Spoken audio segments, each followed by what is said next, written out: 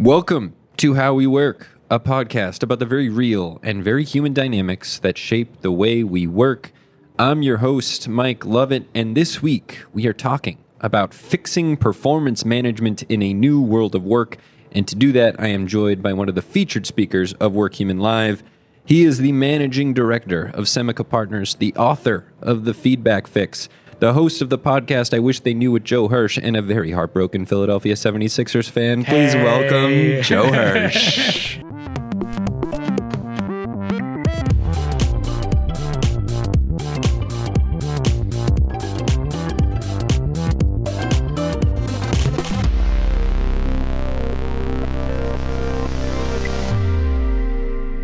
Thanks, Mike. It's great to be reminded about how my team is no longer playing in contention for the NBA championship. I'm so sorry, but as they say, there's always next year. Yeah, we've been saying that for about 25 years now. So. As a Red Sox fan, I know that pain, or at least I used to as a kid, but I've been on a little bit of a roll lately. Always next year. But we're not here to talk about heartbreaking sports, though we could all day long. We're here to talk about how we fix feedback.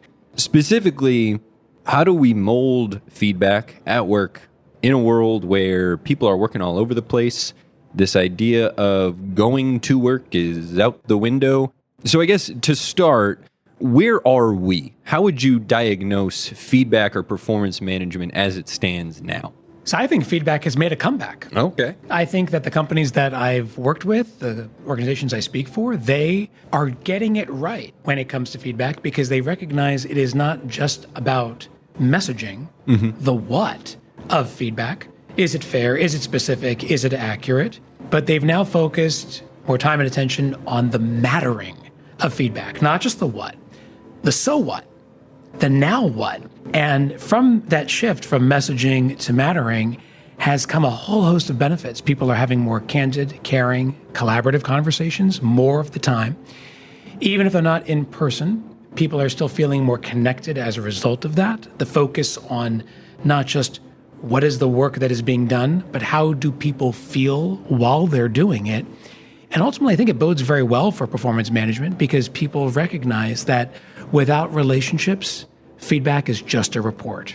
Yeah, talk about what are the ripple effects of that? When you do get into the mattering, when you do get into the so what does that lead to? Because development springs to mind. Now people are not maybe getting in their heads, but they're seeing a path forward. It's not, there's a lot of negativity sometimes surrounding feedback, but there is positive aspects to it. There's growth opportunities. So what can employers and employees gain out of this new age of feedback, this comeback of feedback? Yeah, I think the first opportunity is a return to authentic conversation. And for a lot of people, idea. I know, right? Wouldn't it be great if we could just actually talk to people about what was actually going on rather than dodging and disguising? And that's been one of the real benefits of this return to authenticity because people now are having real talk about real issues. And that has shaped the way that people understand how they do their work and also how they can improve and grow as a result of the work that they do. So authentic conversations are fantastic. That's been one big benefit. The other is a real resurgence in empathy. There's much more empathy in the workplace, and that is not just a function of understanding how people feel. Empathy is, I think, broader than that. It is recognizing people for who they are. And when we honor the expertise and skills and experience that people bring to the table, we're having much more unique and deep relationships with people at work. And it's not just about the work that they're doing, but it's that they are seen for who they are as they do that work. And that affects the feedback because when you talk to people about their performance, unless you really know what they need at this point in their career journey, career development, you're not going to be tailoring the feedback appropriately. So there's some really interesting research on the impact of feedback on various levels of expertise. So you have your experts and you have your novices, and they want different things out of feedback. It's not one size fits all. In fact, one size fits none.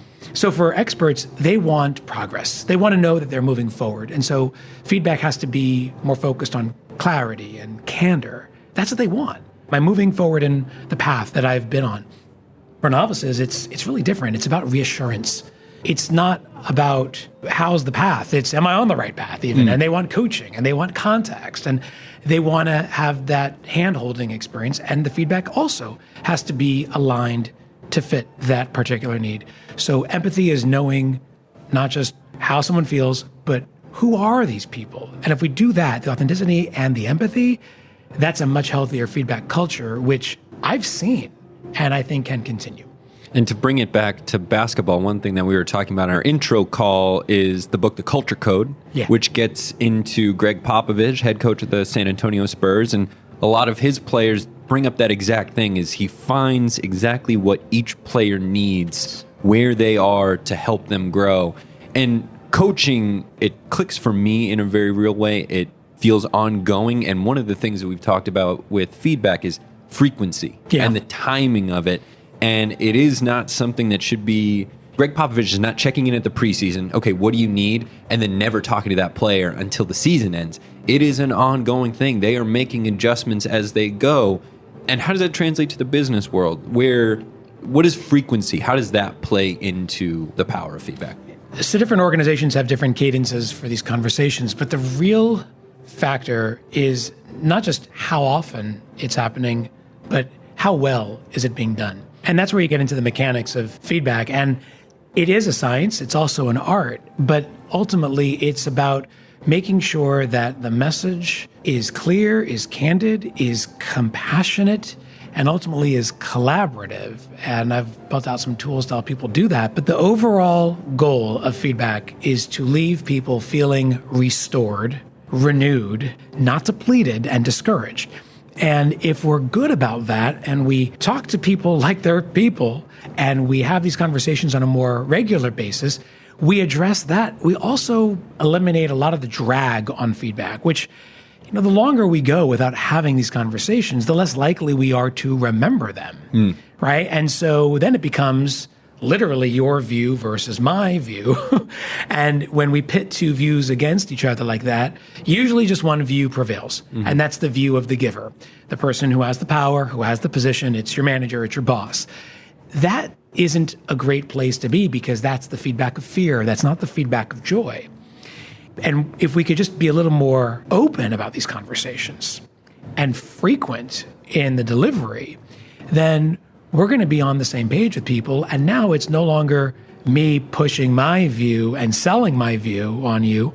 It's us having a conversation about events on a regular basis. It flows with the rhythm of work. It is accounting for all the various parts of that process, of the moments that brought us to this point. And ultimately, it leaves us feeling like we can actually have a more constructive conversation based on facts, not just feelings. And it takes away some of the buildup, a little bit of the stigma. If it is just once a year, God, the pressure builds and builds, and you feel like you need to get it all out right there because there's no other opportunity. If it's ongoing, it becomes routine. You don't feel that same pressure, and like you were saying, it feels more natural. It's just authentic communication and, seeing the path to grow. Now, I want to talk about, you've made the case on our website that managers should shift from window gazing or telling others what you see to a strategy of mirror holding or helping others see for themselves. Could you talk a little bit about those definitions and the shift in mindset that people might need to have? Yeah, so window gazing is a process of telling and selling, like we were talking about a moment ago. It's when two people are standing at a window and they're looking at what they see, and one person sees one thing and another person sees another, and that's fine, right? Because we are all entitled to our own opinions and our own positions. The problem is when you throw that into the context of work, because now there's just one person whose view is going to prevail, and that's the gazer's view, the person with the power, the person with the position. And then feedback becomes hierarchical. It's not a partnership model, and that's where naturally people become defensive, disagreeable, and that's when ultimately they push back because no one wants to feel like they're being forced to do something. We all have an innate human desire to set our own course, do our own thing, and live our lives. And when we feel like people are interfering with that, in this case, the message about ourselves and our work, we feel threatened. And whenever that happens, we become defensive, oppositional. We become very disagreeable people. And that's why so many times feedback goes off the rails. Mirror holding does the opposite. Mirror holding is not about forcing a view on someone. It's about provoking an insight. And when I hold a mirror up to you, Mike, my view doesn't even matter. Right? The job of the mirror holder is simply to hold the picture up for the other person to see it more clearly, more coherently, and for that person to then be able, with that awareness, to do something with that information. So rather than forcing a view, I'm provoking an insight, and the view that the receiver has as the recipient of that picture is a much more powerful and productive view. We've conducted a lot of research over the last year as work has gone more hybrid and really trying to see how is this affecting how people work, how people collaborate, how people connect. And what we're finding is hybrid workers seem to be in an advantage. They're getting a little bit of the remote, so they're getting the flexibility. They're getting an advantage in terms of connection. They are one of the most overworked, or they feel the most stressed because they feel like they need to be on. How do leaders be mindful of that, of the pressures that hybrid workers can feel, establishing a connection with remote workers who often feel least connected? We found that they feel more negative around change. They don't weather it as well as they might have. And so I don't know, feedback probably fits into this somehow, but really in terms of just building connection with people, in a hybrid world, what are the adjustments that need to be made? What do leaders need to be conscious of that they might not have had to prior to the pandemic? Yeah, I think it's important for leaders to approach work, especially today, with greater humility and curiosity. Because work is more interconnected than ever before, and it's less visible than ever before. Because a lot of work is happening offline, so managers naturally don't see it. And who is responsible for the work is also less clear because there are more hands touching it. And so because of that, one way that managers can bridge this digital divide is by actually approaching with a learning mindset and asking the person on the other end of that conversation, so tell me about something that's been going great for you right now, rather than telling the person what they think. And when you do that, you open up a conversation rooted in strengths, which goes against the fear factor of most feedback conversations, but more importantly, is going to give you insight into what is going on in the world of this person at the moment. And so when they start talking about the things that are happening for them and why they're proud of it, you as a manager now have more insight and information about that. And that's very valuable. And it gives you more intel, more data to work with as you continue to reach out and engage your workforce, whether they are in the office or not.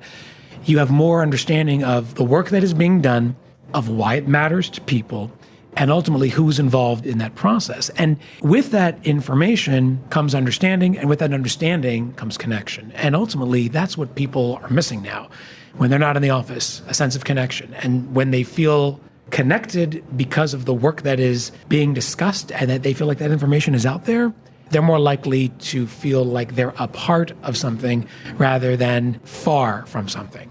And I think with a lot of this conversation, it's like, okay, yeah, good. But there is a very real business impact. It is not just like you're going to make people feel great about the work that they're doing. That's going to translate. So could you talk a little bit about the broader impact of morale, of business, of community, when you do start to shift this gaze, when it is habit to have these conversations regularly? So there's a host of benefits. First of all, there's an immediate difference in the bottom line because there's greater productivity, there's greater morale, there's higher levels of engagement, and Workhuman has uncovered a lot of this research. But from our own lived experience, we know how it feels when we feel connected to something, when we feel like we're owners, not visitors, right? We feel like we are part of this, we're responsible. That's a fulfilling thing. And that fulfillment brings greater engagement. So immediately you see that return on investment of time. Beyond that, people just feel happier at work. They're in a place where they are seen and heard and recognized and praised, because praise pays. It really does. That's the title of the episode. There you go. It really does. And when people feel like they're a part of something, they want to be more a part of that thing. And then the last part has to do with the interactions that we have with our colleagues. Nothing strengthens work like knowing that the person standing beside you has your back. And we've all been in situations where we've not felt like that, right? And where we feel like the person standing beside us is looking over our shoulder, ready to catch a mistake and not there to support us when we slip. And when people are happier and engaged and are doing work together, you have a feeling of shared success. that it's not just individual heroics, but it's the result of courageous ensembles. It's people working together, marching together to that beat of work, to that shared purpose and understanding around work. And that's what makes work feel a little bit less like work. Yeah. Now, as you said before, you've been working with companies to help them fix these, I don't want to call them issues, but they fall into these common pitfalls. The standard practice of feedback. Yeah. Could you talk a little bit about, and you mentioned it before, feedback is having a comeback. Could you talk a little bit about where it was when you started and what that evolution has looked like as you've done this work, especially as we go through a pandemic, as we go through issues of systemic racism and oppression that brought into the workplace for the first time? How have you seen that shift, and what do you look forward? What do you see as potential for these companies? Yeah, I mean, I don't even call it feedback. I call it feed forward for that exact reason. Feed forward was a term that was coined by Marshall Goldsmith. It's the focus of my book, The Feedback Fix. And what we did is we took a concept that was basically a meet and greet, right? A way to de-ice conversations and have quick feedback and look at the science and the strategies that underpinned it. And feed forward is all about looking forward at a future that people can change and control rather than back on a past that they can't. And it's focused on strengths and it's powered by partnership. And feed forward, when I started this work 5 years ago, it was a term that not many people were familiar with. And certainly the practices were not very common. Feedback happened infrequently. It was powered by fear and loathing, not by partnership. And it certainly was not the function of humility or curiosity. Managers were focused on imposing their will rather than willing others to see what should come next. With this change in mindset and in message, more companies, more teams are having continuous, courageous conversation about not just what is happening, but what needs to be happening next. They are putting the power back in the hands of the people closest to the problem, the people on the other side of that conversation who are now closest to the solutions. And ultimately, they have done the real work of feedback, which is to leave people feeling like more of themselves and not less. And all that is very encouraging because there's a recognition now that we just can't force people to do things. I mean, I guess we could, but then that's not much of a workplace. That's a prison. And we don't want our workplaces to feel like that. We want our workplaces to feel like people can show up and be their best, fullest, most authentic selves, do their best work. And in order to do that, we need to let them go lightly. We need to give them more autonomy, more ownership, a deeper sense of fulfillment, and greater control over not just what's happening, but what should happen next. Yeah. Courage was a word you just said. Vulnerability is another term that we've heard a lot this week. And I'd like to talk a little bit about that, of vulnerability, and especially for managers and people leaders, what being vulnerable and being courageous and what you talk about, what that can lead to in these conversations. One of the clearest ways that the research has shown that people can have these kinds of conversations is for the leader to model it from the start. And when it's a leader-directed behavior, the leader showing that he or she is vulnerable enough to ask for feedback, to ask to be called out on mistakes and missteps, that's when it gives permission to everybody else in the workplace to do the same. So leaders do play a very important role here, but we can't always wait for our leaders to show us the way. Sometimes we have to show them. And that's why I really encourage people to ask for feedback in a way that suits you and gives you what you need at a time and on the terms that are best for you. And so by you asking someone a very simple question, what is one thing that I can improve on today?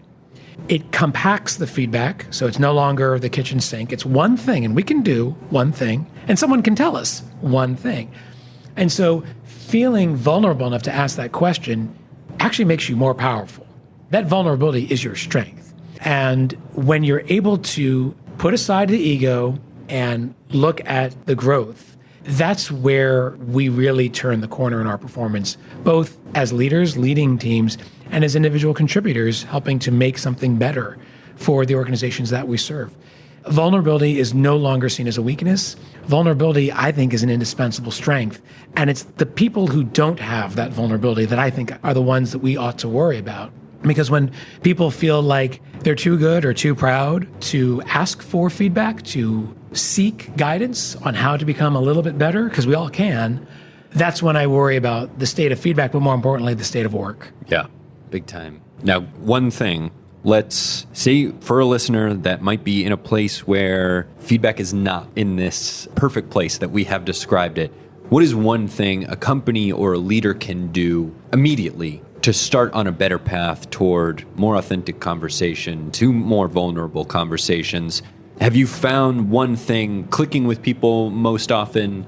Yeah, people really like something I call a feedback wrap, like the sandwich. But the opposite of the praise sandwich, actually, because the praise sandwich has so many problems. It's not the praise, it's the sandwich. Right. But the wrap does, and it stands for what and where, reason, affect, and prompt.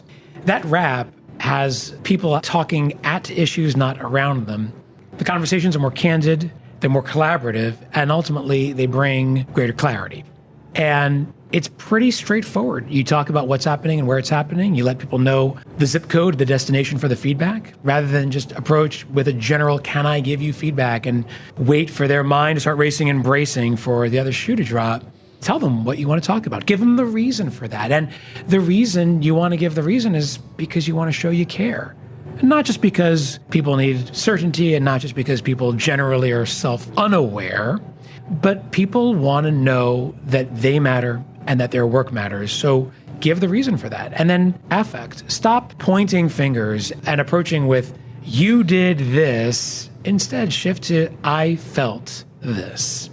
Because people can argue with what we say, but they typically don't argue with how we feel. So when we shift from errors to efficacy, and when we move from blame to contribution, and we create a space for people to reflect on the larger impact of their actions, that's a safer place for feedback. And then finally, the most important part of the wrap, the P, the prompt, end by asking with an ask for their next steps. What do you think we should do next? Where do we go from here? What are your thoughts on where we should go?